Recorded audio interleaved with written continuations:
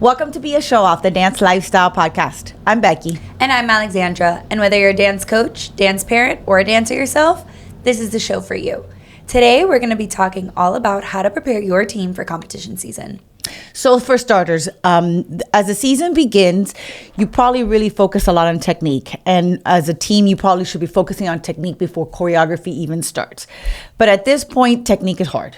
Yes. And it's hard to do any, technique classes or try to strengthen technique. So what do you do with your team at this point to make sure that you're technically strong for competition? Well, honestly, I actually have in my contracts that my students are required to take weekly technique classes outside of my practices. I don't have the luxury of training with my kids during school hours. I know that a lot of schools like yours does. And I feel like if you have the ability to train in school, use that time during school to do the technique and then have your after school practices to do the cleaning. At this point, what I do though, since obviously now we're getting even closer to competition season, at this point I require the kids to submit like videos over our breaks or like weekly videos that they have to submit on their own outside. So it'll have their turns, it'll have their it'll have pirouettes, it'll have a leg grab that they might have to do in their dance, whatever it is, things like that are required of them. I have them submitting videos. So it is still outside of practice time, and it's not occupying the time we have to clean up our dances, but it is getting them prepared still. I do recommend for coaches that don't have the luxury of having dance class in school, and that, they have to rely on the kids going and taking the technique classes on their own. And you can't always trust that they're going to all be doing that. I do suggest that they at least do some type of conditioning. Yeah. Whether it's go for, a 10, 15 minute run just to keep their stamina going. Doing some type of Pilates, PBT classes, even if it's just, with the TheraBands and during stretching to try to do more conditioning to keep your dancers strong. Because at this point of the year, the technique should be there. Yeah. And really, you shouldn't have to focus so much on trying to technically work on your team. What you really need to be focusing on is your dancers having the stamina to get through their dances, and really being strong enough so they don't get injured, because competition season, it takes a toll on them. Between them going to studio or their studio competitions, competitions with us, their schoolwork, performances that they might be doing on the outside, whatever it is, it does start taking a toll on them now at this point. So do highly recommend conditioning for your dancers. Yeah, I have, on my Wednesday practices, I have an extra 30 minutes in my day that the kids get out of school early, and I'm able to do conditioning, and I'm able to spend 30 minutes specifically on just conditioning. Yeah, and that's important. Yeah, and it makes a big difference. And they'll finish, they'll be sweating, and they'll be like, "Wow, that was a really good exercise." And then they'll be like, "I'm really out of shape. Now I need to really put in the effort outside. Now I'm not gonna be able to make it." Another thing that we do now when we come back from Thanksgiving break, especially, is when we start having the kids run to the dance, to the song, and then going into the dance right after. And that slowly, when you first do it, it's scary. You're like, how are we ever going to get through this? Kids are going to pass out, whatever it is. But little by little, you start seeing the progress, and they start feeling the progress. And I think that's what's important, is them feeling the progress. Yeah. Because then they start learning the importance. And doing the run, it was something that I started doing many, many years ago, of the 2-minute running, then do your 2-minute dance, and then 2 minutes again, because they don't realize, especially kids who've never been to nationals, they don't realize that you get up on that warm-up floor, you've got a few minutes on that floor, you do it full out, and then you go down the steps, and then you run to go, and then you're back there, and then you have to do the dance again. And, even though your adrenaline kicks in while you're there, you still need to make sure that these kids could dance 6 minutes straight. Yeah. Because, when you think about it, it is the 4 minutes or so on the floor mat that they're going to be doing the dance full out. Or even if they're not doing it full out, but they're marking and doing parts full out, then running down the steps. And there's times that you're back there waiting, but there's times that you're not. There's times that it's quick. So you want to make sure your dancers are ready for it. And I like to do our run with the actual song. Yes. So you run the 2 minutes, the song is playing, and you're just, the kids are in their head and they're just going through it, and then they go and they immediately set up, you press play, full out dance, song is over, press play, have them run again. And little by little, at first, you're right, you're going to see they're like, they can't make it. But if you do that consistently, it does make a huge difference by the time competition starts. And sometimes in the 2 minute runs, I'll have them yelling out corrections. Yeah. So that, they're yelling at each other, but then they're also thinking about, what they're doing in that moment in the song. Sometimes they do their arms, so I'll have them do like upper body while they're running. It looks a little crazy and chaotic, but it helps. And honestly, any little bit that you think will benefit your team and whatever it is that your team needs in that moment. I know there's been times where I'll say everything, you run. When it's time for your turns, run out, do your turns, run back out, keep running. Sometimes for tricks, we'll do that too. So it's little by little. And I think the way that I start is always doing the 2 minute run, then the dance, then stop. I think before mid-January, I'll do the full 6 minutes of 2 minute run, 2 minute dance, 2 minute run again. Yeah. And they start building. Little by little, they start building. And by the time nationals hits, they should be able to do those 6 minutes and not be collapsing on the floor. Yeah. Ab work is super important also at this point. Even if you just do planks, but doing the ab work and strengthening their core makes a huge difference in their dance routines, because when they start getting tired, they don't realize that they're not lifting from their core anymore. They start just kind of giving up. Right. And if they're really strong core-wise, it's going to make a big difference when they start dancing full out. So if you're going to do anything at all during your conditioning, definitely focus on that strong core work. Technique, like I was saying before, if you start getting ready, later on next year for next season, technique should be focused on before you even start choreography. Yeah. So that when you start choreography, you already have those technical elements done. It makes it so much easier to clean. But if you're at this point and you're still struggling with some technical parts while you're cleaning, my suggestion is, as you start getting closer to competition, start looking at what's not working, what is too difficult, what is not hitting. So if there's certain turns that are not hitting, consistently not hitting, once you start getting into end of December, beginning of January, you've got to start making those changes. You've got to start, watering it down a little bit, not so much that you're making the routine easy, but enough that everybody is confident with what they're doing.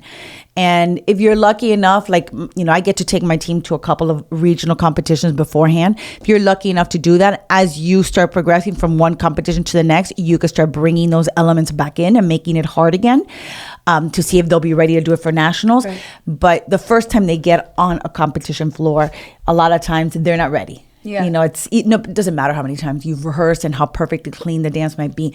That first competition is always rough. Always. That's why I like going to my December competition, because it's gives me a chance to breathe. Yes. And it gives you a chance to see what's not working, what needs to be changed, what needs to look better. And it gets the nerves out for them. Absolutely. And I think that the nerves is what holds them back a lot of the time. So once they're not so nervous, they got it out of their system, you can go back and start adding those technique elements back in there that were struggling before, to start seeing, okay, well, they're not nervous, they're not thinking about those nerves anymore. Now they are focusing on the dance. They're at a different level when it comes to cleaning. And those things might be able to come back in there. But those are choices that as a coach, you've got to look at and you've got to decide, what is it that my team will do well in? Where will their strengths show? Where am I going to see their weaknesses? What can I fix so that they are confident on that stage and they do the best performance they could do? Yeah.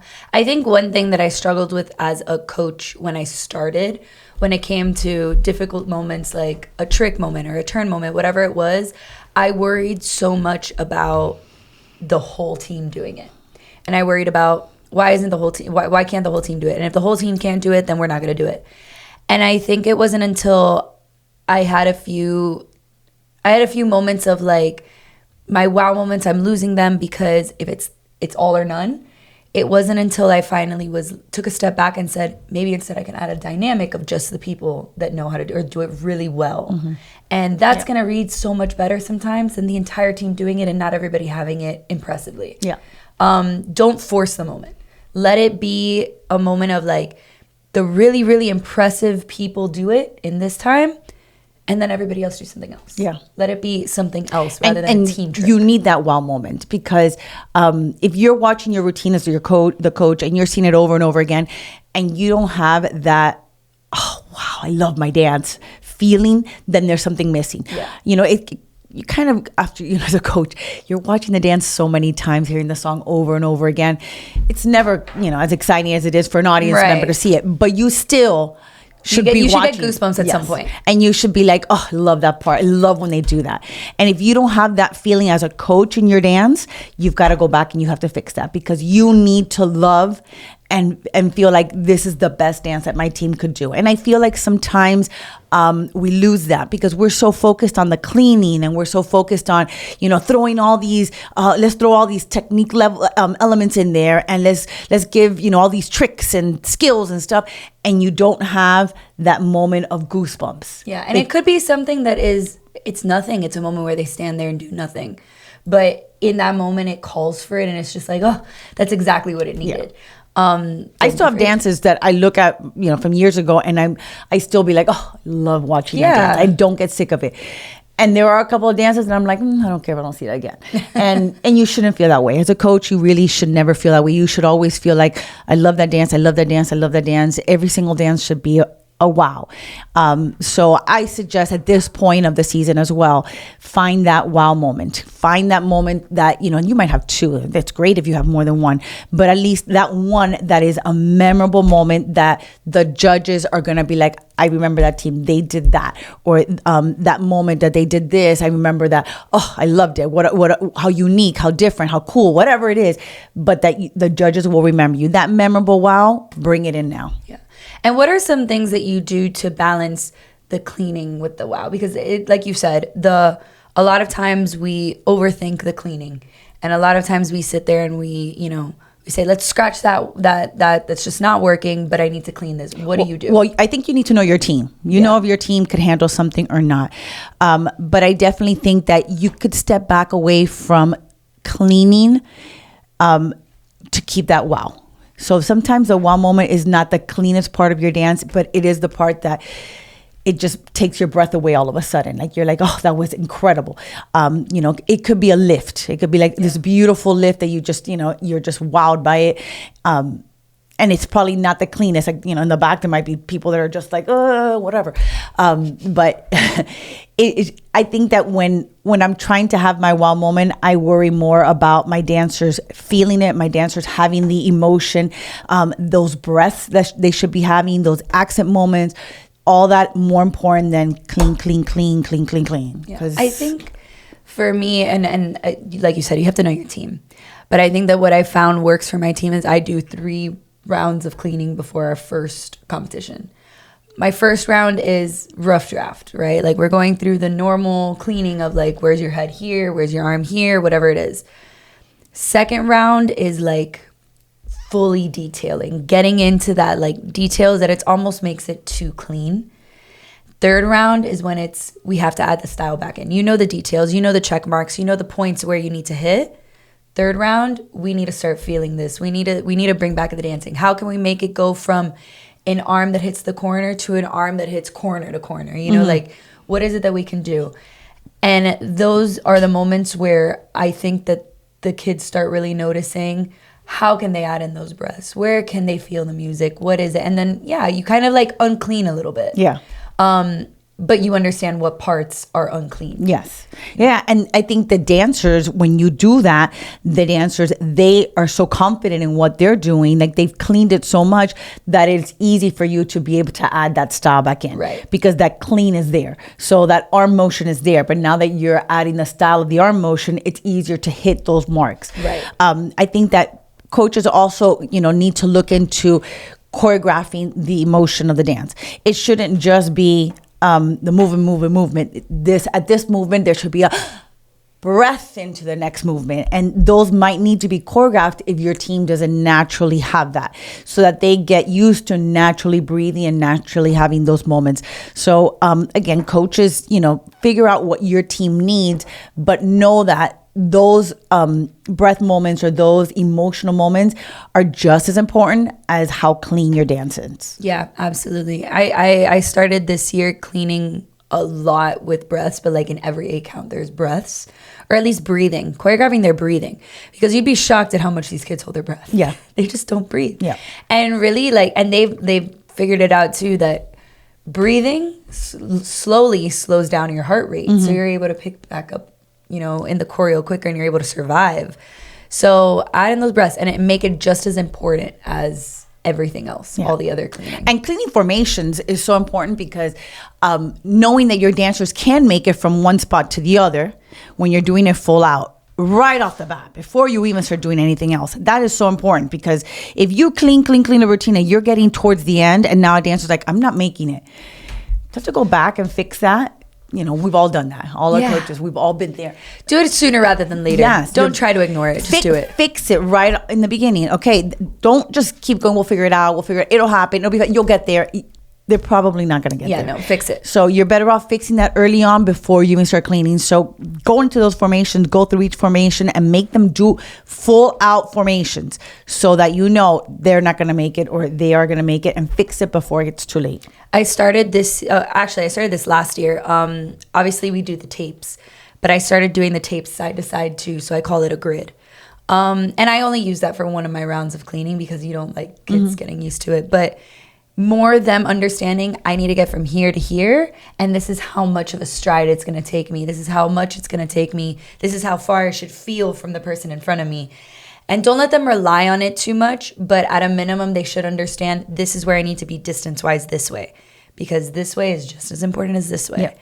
They have problems with diagonals. Diagonals are always so hard for dancers. Diagonals. It's such a problem. And it clumps too, which I don't understand. I don't understand. But with the grid, it's easier to figure out the diagonal. Yeah, and obviously, like, it's not going to be perfect, but it helps so much. It helps them immensely. I know. And I think that at some point, like after you've clean, and the kids are used to formations, you got to take the tapes off. So they get used to getting to places without the tapes. Because if you do a lot of regional competitions like we do, everyone doesn't have tapes. And everybody doesn't allow you to have ropes. And they don't allow you to have ropes. And last year, one of the regionals that I did, they did have tapes on the floor, but it was not the same spacing as what we were used to. And that messed us up. And so I started thinking, I'm like, well, this year I got to rethink this, because if that's going to be the problem, if we continue getting on tape and half and all that, and all of a sudden the markings are smaller, we're not going to be able to get through our routine again. So they've got to figure out how to do it without focusing on the floor, like knowing what the spacing, peripheral vision from one kid to the other. And that, again, that's something that takes a little bit more time, and it makes it harder for you as a coach and when you're cleaning your dances. But you don't know if you're going to be in one regional and then another regional, if that's going to affect you. And again, I don't know, maybe some of you don't do regionals. For me, regionals are so important. Yeah. It's not even about winning, because I tell my dancers when we go, our placing is not important. There was even a couple of years that we weren't even able to stay for awards because, we would travel to go do regionals and we would have to get on the bus and come back. And the kids would be like heartbroken because they wanted to be there for awards. And I'm like, it doesn't matter what you got. Yeah. It doesn't matter. What matters is that you got onto that stage and you performed, you did the best you could, and now we can look at the routine and now we can make it better. Now we'll go to the next competition. And the whole point is to get to nationals and be confident at nationals. Yeah. It's not so much what your placing is. I mean, obviously everybody wants to go to competition, everybody wants to walk away winners, but that shouldn't be the goal at those competitions. The goals of those competitions really should be, what do we need to work on to be the best we can at nationals? Yeah, absolutely. And honestly, those regional I tell my kids the same thing. When we go to our first competition in December, it's always, I need to see what's working. I need to see what's not. I need to see how your costumes look on stage. Do I need to add stones? Do I need to, whatever it is, like, that is a trial and error competition. Yep. And that's to get their nerves out. And that's to prepare them little by little, especially freshmen. New members on the team, whatever it is, they've never been to a dance team competition. They have no idea what to expect. Or even if they were on JV and now they're on varsity, it's a whole different ballgame here. Different. So those are just so helpful with that. And it's helpful, like, with their bonds too, because that's their first competition. They get excited. So they get the excitement out, the nerves out. And then now moving forward, now we're able to really focus on, okay, now we want to focus on placing. Now we need to focus on scoring higher than we did in the last competition. Maybe we scored an 89 in this competition. In the next one, I want to score a 90. And then you need to see, what are judges' feedbacks? Maybe they said, this part isn't working, or, you know, I think that you guys need to simplify that. Whatever it is that the judges' feedback is so important. Yeah. There's if you can't get out to regional competitions and get judge feedback, because everybody can't, or everybody doesn't have regional competitions close by, the Dance Team Union came out with the rankings this year, which I think, what a great idea. You know, there's some coaches that don't want to take their teams to regionals because they don't want anybody to see their routines or for the routines to be filmed. And that's on them. I mean, that's fine if that's their way of thinking. But if that's what you feel, or you can't get to a regional, the rankings, what an amazing idea. What a great idea. You get to submit video of your dance, and there'll be judges that will rank the dance, give feedback. Like there's, you know, I think there's 3 different sessions that you could do it. And like those, you know, they'll give you a deadline, and by this day you have to submit it. And then they kind of rank you with any other team that submitted, and then you get scores and you get feedback from judges. And that's an inexpensive way. It's an easy way to get more feedback, because really in the long run, as coaches, you want as many people to put eyes on your routine and give feedback as possible. And sometimes the feedback, you know, it's not what you want to hear. Sometimes it's like, okay, well, I'm not going to do that, so it doesn't matter. And that's fine. But at least you got feedback. At least you got somebody giving you new ideas and ways that you could improve your dance. And you take it if you want to, and you don't if you don't. But at least you have it. So the more eyes you have on the routine, the better. The better, and the more feedback. So again, if you can't get to regionals, which is a great way to start prepping for nationals at this point of the year, then do something like the rankings and see if that's something that works out for you. Yeah, absolutely. Another thing that I think is really important during competition season is setting expectations with your teams. So explaining to them, for example, I explained to my parents and to my kids, January, you belong to me. You don't have anything else going on except your time with me. I might extend rehearsal. I might add another rehearsal, whatever it is. At this point, January is completely blocked off. And I expect that you're always going to be in attendance. And they understand that, and they know that, and they understand that if I need to miss my studio practice that day, if I need to, you know, I need to miss a party, whatever it is, they understand January is the time to do that. Yep. And I set those expectations early on. I think it's really, really important that coaches make sure that they let their kids know what they're expecting from them, and that your officers are also in the same spot as you. Understand that they need to keep the team accountable in the same way. Yeah. And I think if coaches, and I know we've talked about this before, if coaches have good communication with the studios, they can work that out. You know, our competition season ends beginning of February. We're done. Studio competitions, they hit heavy starting February, March, April, May. So if you and your studio could communicate in that, listen, this is what our season, this is what we need, and ask them to stay away from the month of January. January, we're just going to be so busy. Or, you know, stay away from this weekend, this weekend, and this weekend. Give them like actual weekends that you need the dancers. And communicate, and you talk about it. Hey, come February, the dancers are yours. Well, they'll just train, do technique with me, but we're not going to have late rehearsals. We're not going to be going to competitions. You know, this year's going to be different for me in the sense that, you know, I chose to do Worlds this year. So my season will go longer, but never has that happened, and never will it happen again, hopefully. Like, this will be a one time. But, you know, the kids understand. I give my commitment to my dance team up until first weekend of February. From there, my commitment goes to my studio. And if I have a performance I need them for, or something comes up that we need them for, and the studio's like, no, I have them, it's fine. Yeah. I work it out with them, and I don't need them. I'll find an alternate, or I'll have somebody else do it. But I think it's so important, coaches, to communicate, and dancers as well, to communicate with their studios early on. This is what my schedule's like. Where are the conflicts going to be? How can I fix these conflicts? Because for dancers, it's hard. They're being pulled back and forth. You know, their studio will be like, well, no, you have to be here. We'll be like, no, you have to be here. And then you put them in a position that they have to make a choice. Right. And you don't want that. And studios really should also understand that this is, we need to make things easy for them. Mm-hmm. At the end of the day, like you said, they're being pulled in so many different directions, not just in dance, but school. They're 14 to 18-year-old kids. You know, like, they're half the time they're not spending time with their friends unless they're in dance with them. They're not, you know, they're missing parties that their friends are going to. They are missing events. They're missing family time. Yeah. At the end of the day, we don't want to burn them out. No. So we need to prioritize what it is that we're studios forcing them to do. need to also understand schools the priority. Like, Yes. it's not even so much the dance team, it's school. Like, we want these kids to move on and go on to college. Whether they're going to dance in college or not is not even the issue, is that they need to have that opportunity to get into the best college possible and have the best future possible. And we're trying to set them up for that, both us and the studios. But it's not going to happen if we're pulling them. Each of us are pulling. And dancers need a strong support system always. Well, just like athletes. I mean, they do. Everybody. And I think the more we fight them on things, the harder it is to be there in the times where they need that support. Yeah. And again, pick and choose. Of course, there's going to be times where we say, you can't miss my practice. You can't miss this event. You can't miss this competition. Same as a studio, but let's work together. Understand, December-ish, January, don't touch them. Yeah. But then, of course, when it comes time for like May, June, whatever it is, that it's your show, it's your competition season, we understand. We will work with it. Like our camp, I know, falls in June. And I know I have a lot of kids that have recitals and things like that. And I know you do too. And I'll tell them, you know what, it's fine. Go to your recital, come to camp late. Or don't worry, I won't hold it to you. Like obviously they want to go, so they try to make it happen. But we have our seasons and we will figure it out together. But January. Communication, super important. Exactly. And knowing that the dancers come first, super important, because at the end of the day, that's what we're worried about.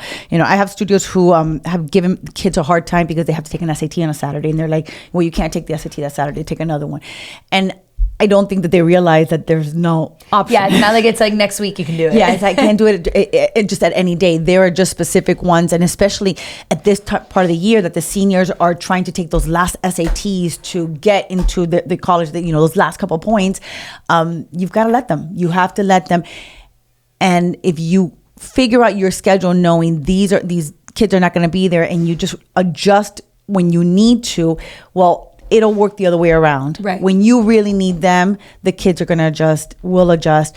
I just think it's so important for us to be able to keep that communication with the studio owners and the studio directors, and remember why we do this, and know that the kids are the ones that struggle if we don't communicate. And in turn, kids also need to communicate to each other with us, because if you tell us the week before, hey, sorry, I can't do this because I forgot to tell you that I have SAT, it's like, how long have you known? Yeah. Did you sign up last week? Yeah. Or did you sign up 3 months ago? Yeah, it's hard for kids sometimes they're scared, and so they procrastinate. Yeah, and but then it gets worse. It gets worse. Just as soon as the conflict comes up, just say it. Yeah. I'm a big stickler to, this is my calendar and this is what we do, and we just go by it. But if a kid comes to me and says, listen, it's my dad's birthday and we have a special dinner, I'm all for it. I figure it out with them because family is a priority. They come to me and say, I have to take the SAT, but we'll figure it out. Yeah, I'll move my the sooner rehearsal. that they explain it, the better. The better. What I always do, because I send my calendar really early. I send my calendar in May. And I'll tell them, you have 2 weeks from when I send out the calendar to send me any conflicts that you know of. So like they'll send me, my studio has a recital or like a show that they're doing on this day. Okay, and I'm going to have to excuse you. Obviously, along down the line, they come to me with conflicts and they tell me I have SAT, I have my sister's getting married and we just found out, whatever it is, but it's 3 months from now. Okay, I understand. Remind me, or I'll make a note. I'll work with you. Instead of doing practice at 9 a.m., I'll do it at noon, and then you can come an hour late, whatever it is. But the more we all communicate with each other, the easier it's going to be. Yep. And set the expectations. And we want to encourage the kids to take responsibility for what they should be doing.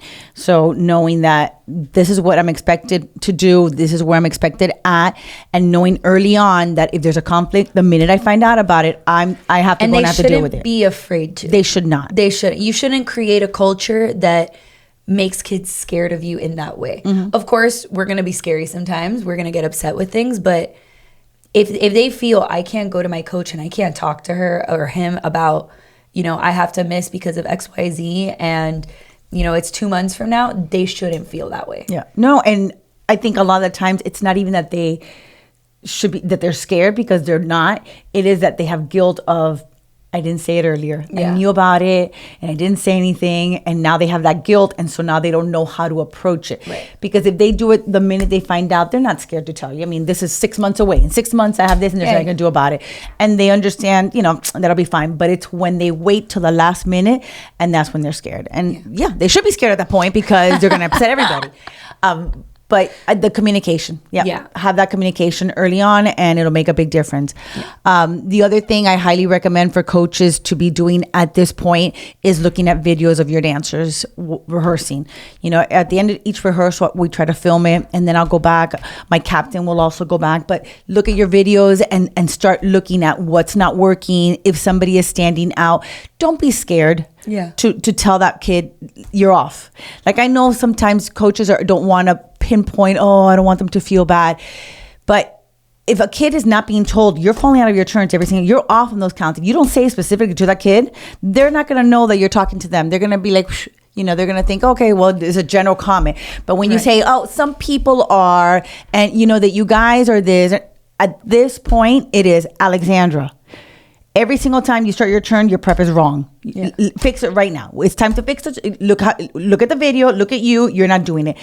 Don't feel bad. You're not picking on the kid. No, and to be honest, I think the kids prefer it. Yes. And I think that what balances it is, you might be telling this kid the same correction all the time. I have one kid specifically that I tell her a new correction, the same correction every single time, and it's never a new correction. Always the same one. But then when she does it well, I'll tell her, you did it. You finally did it. Yay. And we celebrate it. But you don't worry about picking on the kid. If you are countering it with when she does something right or when they do something right, you say good job. You know, then they won't feel like they hate me. They'll understand that you just want what's best for them. And this is teamwork. This is not about you. Like when you're told something, it's not you're being picked on.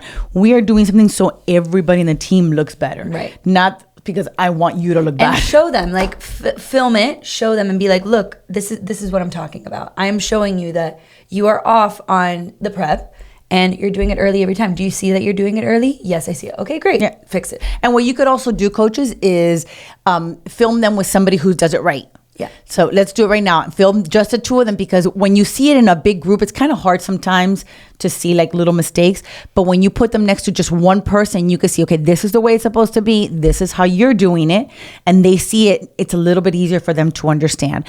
So again, these things take a little bit more time from you to have to spend time looking at the videos and pinpointing and stuff. But that's really what has to happen at this point. At this part of the year, this is like the detailed cleaning that we were talking about. This is how you do it. I actually have my kids, every practice they watch their video and when they go home and then they need to write corrections and they write, let's say I tell them 20 corrections from their video, and then they have to do 5 or 10 additional for somebody else. And then a lot of times those corrections that I might see that I've been telling you over and over and over again, somebody else will write it. And then they'll be like, oh, I need to do that. And they're supposed to hear the corrections from the other people too. Yeah. So when they start seeing that other people are also seeing that they're doing it incorrectly, it stands out to them. And when they watch the video themselves and they're writing down the correction, they're watching it over and over and they're watching themselves do it wrong over and over again.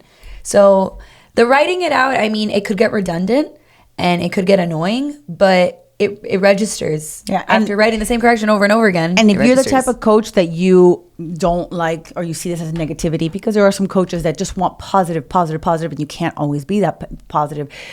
But you want to end on a positive, when you do all these, picking and criticizing and this is wrong and this is, what you can do is sit your dancers in a circle and have everybody say something positive to somebody in the room. Like, Alexandra, your leg grab turn nailed every single time. Right. Every time I'm behind you, I see that you hit that leg grab turn. So that's another way to end on a positive and we're picking on these, we're saying this is wrong, we're going nitpicking. Because that could get, a lot onto kids' brains. Like that, a lot of kids could become depressed because, oh my God. It becomes discouraging. And you're like, I'm always off, or I'm always wrong. And so if you end on the positive, they're going to walk out with the positive feel, not with the negativity. So it's a good way to balance. Yeah. And you could do that too with the videos. You could be like, okay, everybody send 5 positive things. You've got so-and-so, you've got so-and-so, you've got so-and-so. And they watch the video and send them 5 positives. And that helps with those negative moments. I also do, I do quarterly evaluations with all of them throughout the season. So like my next evaluation is in December. And what I always do is that in my coach and one-on-one evaluation with the teammate, with the team member, I will explain to them, so these are the things that you need to work on. These are the things that I know you need to work on. But these are the things that I've seen such a big improvement on. These are all, your turns have, gotten so much better. Your leg grab is incredible. But we need to still work on that kip up that, that every time you're off or when you do that prep, whatever it is. And they start understanding that you're not just seeing the bad in them. You're seeing a lot of the good things they're doing. You're paying attention to them. Mm-hmm. So the times that you are not talking down to them, but the times that you are telling them the things that they need to work on, it's coming from a loving place. And you're recognizing not just the bad, you're recognizing the really good stuff. Yeah. So anything you can do to and that's very time consuming. It is. That everybody doesn't have that luxury. So, you could find ways of making those things happen in a shorter amount of time so that you could get those little, if it's not quarterly, if it's, twice a year. Yeah. And I normally do it outside of practice. So like I'll do it like on their Christmas break and I'll tell them everybody register for a time and they'll come in. So you could figure it out in terms of when you find the time that's outside of practice, because I do think it needs to be outside of practice. But yeah, do it maybe in the middle of the year. Just do a mid-season evaluation. But I think it's so important that every team member has a one-on-one with the coach at some point in the year. And really important for the kids to understand that this is to help them, that it's not a criticize, bash. It's not like, oh, I'm picking on you. It is everything that needs to happen to make you better, a better teammate, a better dancer, better all around for competition season. So them understanding that, and again, it's something you have to instill into your team. Your team, the way your dancers could be spoken to. There's some dancers that you could be a little bit rougher on. There's some dancers that you have to be very careful. Them, and especially at this point of the year, you should know them well enough to know, I could be a little harder on this one, or I have to be careful the way I say it to her because she doesn't take things, the right way sometimes, or she gets scared, or she might cry because she doesn't like, for people to point her out. Like, whatever it is, your kids. Yeah. And you can't expect to teach everybody the exact same, way. Yeah. Everybody's not going to be able to talk to the same way or told things the same way. That. And your kids. So find a way of explaining to each of your kids what they need to hear and how they need to hear it. Yeah, absolutely. And I mean, I know I talked about it in a previous episode a while back, but at the beginning of the year, I had them write out a paragraph of what they expect of themselves. So like, what are their expectations? They want to be the hardest worker. They want to improve in everything, always be on time, whatever it is that they wrote themselves. And in one of my evaluations, I'll ask them to pull it out and, do you feel you're there at the level of what you're holding yourself accountable to? Are you at that point? And they might say no. They might be like, you know what? I haven't worked as hard as I wanted to. Or I had said that I wanted my turns to be perfect. My turns haven't been perfect. And kind of put it back on them and let them figure it out. And it's funny because dancers always in the month of January will be like, I wish I would have spend more time on my turns. I wish I would have practiced more. I wish I would have run more. Like, they always wish they would have done more come January. Dancers don't feel that way. Try to make sure that you are getting yourself to do everything you're supposed to by the end of December. So January, there's no I wish I would have or I didn't get to, and having those type of regrets. Especially seniors. Yeah. Seniors, I feel like, always get to like the 2 weeks before nationals and they're like, now they really want to work that extra hard. Yeah. And I mean, there are those that work hard all year, but then there's some that are like, I wish I could have done more. Yeah. Take advantage because you don't get this time back. No, you don't. And you don't want to have regrets. Yeah. I will say that a good thing, a way to get into competition season is to sit down and do some type of bonding that I love to do with my dancers. Something just to like have them have a good memory or have them have a little bit of fun, because you need that little bit of fun while all this is going on, but you don't really have time. So find a little bonding or a little thing that you could do to have fun and to make fun memories, whether it's, a holiday dinner. I do a scavenger hunt with my dancers. We have a great time. I put them in teams and we do a fun scavenger hunt, and they get points for the different videos and things that they do. Do fun TikToks with them.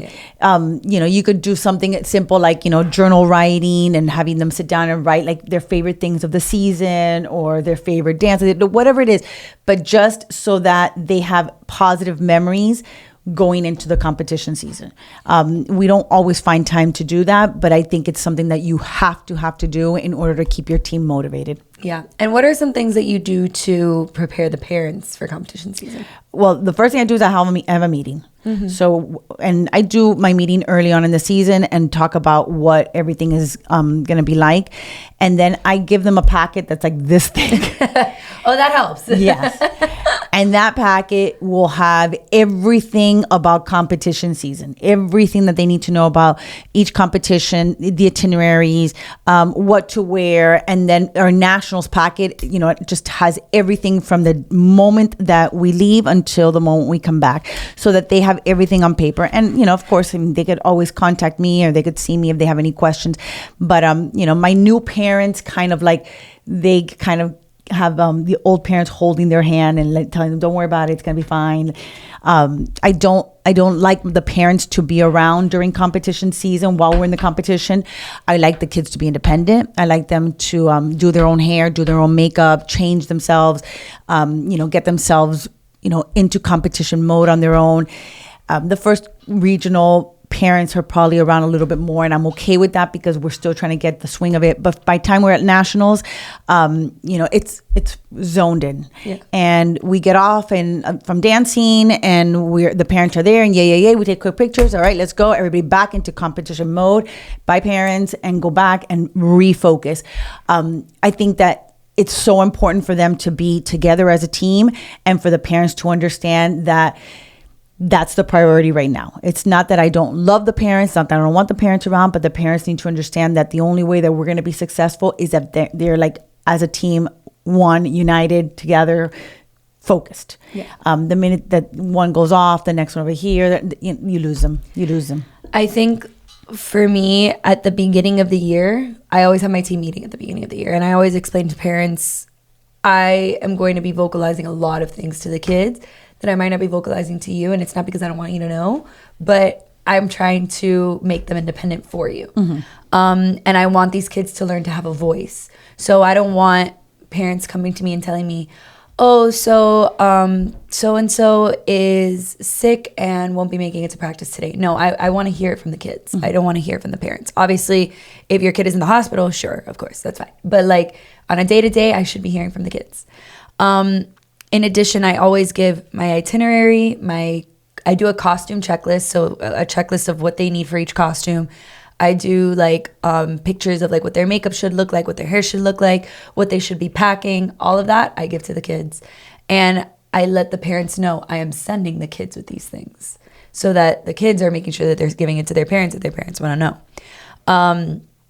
And I let the parents know that when we're in competition, they need to be on their own. Like, they're under my responsibility, and it's not because I don't want to hang out with you parents, but it's because they need to learn how to be independent, and I need them hyper-focused. Yeah. It's funny because I think that that's how I raised you. Like when you were in the dance world. Oh, yeah. You didn't do my makeup. No, I think it was, it's just because that's how I was. I learned how to do this myself. My dance team, I wanted them to be independent. And so that's how I was with you. I wanted you independent. And so, competitions, it was like, here's your stuff, bye. And, you were like, I can't find my shoes. I don't know. Where are they?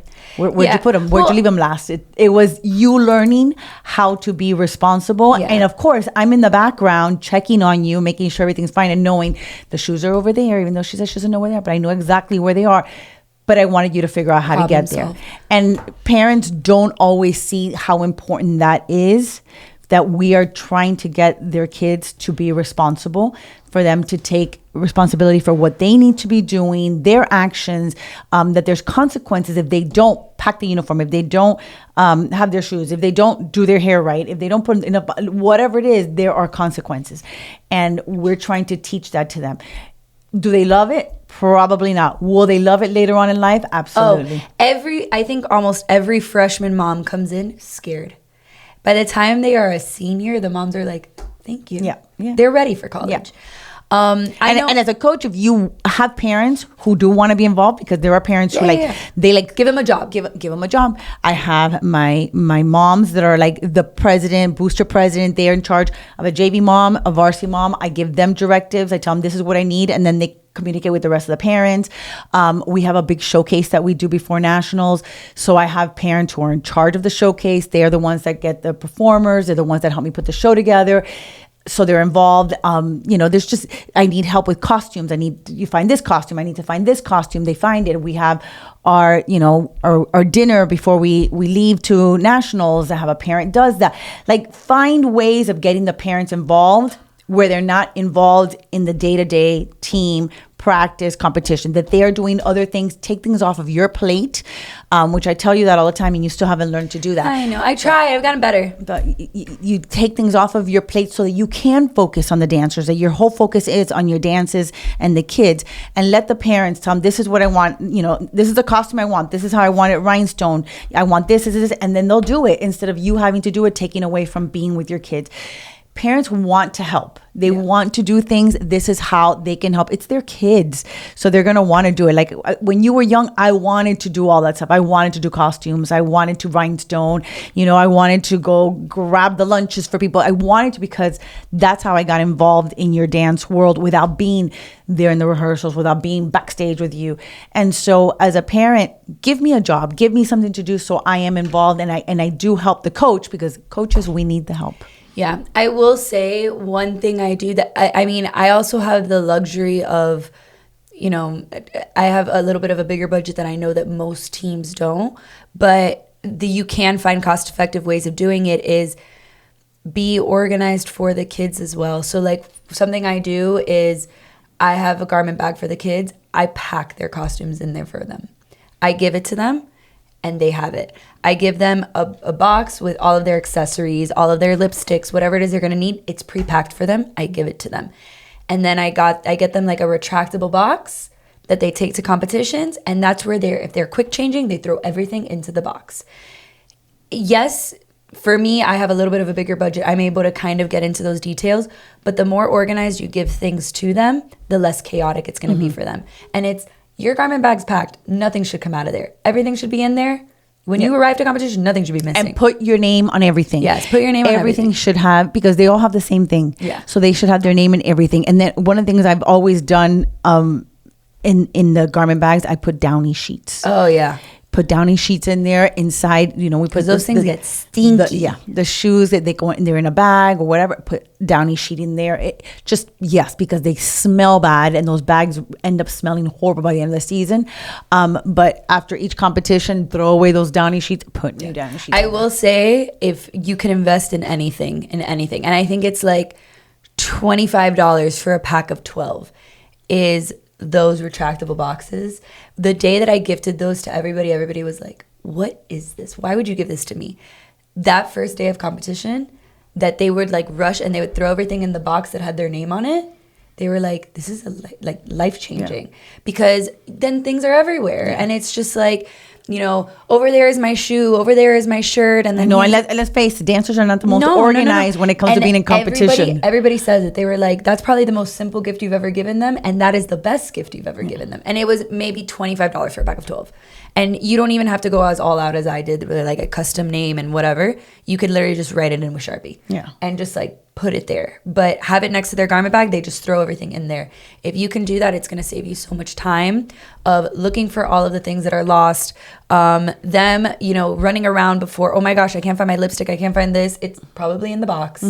If you can invest in anything, it's that. Yeah. And then having a suitcase with all of the emergency stuff. Yes. Suitcase. I have one that's like, that has a garment rack on it. So it's a dream duffel, but it's a little bit more expensive, but I have two, one for each team. And it has all the first aid things. I don't even pay for anything in the first aid. I have each kid bring a first aid bag. I do the same thing. And this year, actually, I am invested in a Hulken bag. Best thing ever, because the wheel, it just rolls easily. It's a big square. You throw things in there. It's like, the best thing, much better than the suitcase. So if you're going to invest in something, Hulk bag, they come in many colors, many different sizes. I highly recommend it. I did the dream duffel because of the garment rack. I like everybody hanging their garments, their garment bags. But the more organized you can be with your team and the more organized you can make them, the more organized they'll be. Yeah. Don't give them, here's this part of the costume today, here's this part of the costume tomorrow, and then things are going to get lost. Yeah. Competition season is tough. A lot it happens, and you have to be super organized and prepared. And if you're a first-time coach, or the early years of coaching and aren't really used to going to competitions and stuff, it's a learning experience. And hopefully we've provided you some feedback and some help in getting your season going and being organized. But every year you're going to learn something, and every year you're going to say, next year I'll do this, next year I got to do that. I build it little by little. Yeah, and I think it's something that you never stop changing and learning. Like, there's things that I've done all the years that I've been doing this, but there's things that I started doing last year that I hadn't done before, and there'll be things that I do this year that I haven't done before, because you learn. So and competitions change, and things change, but definitely it is a trying time of the year. And we're here to just offer some support and some guidelines and try to help you. So we hope you've enjoyed listening to our prepping for competition season. And hopefully, if you have any questions or you need anything, that you could reach out to us. And if you like what you heard, make sure to subscribe to our YouTube and follow us on Instagram. And if you have any questions or suggestions, make sure to click on the link tree in our bio and fill out our Google form. Thank you, guys. See you next week. Bye.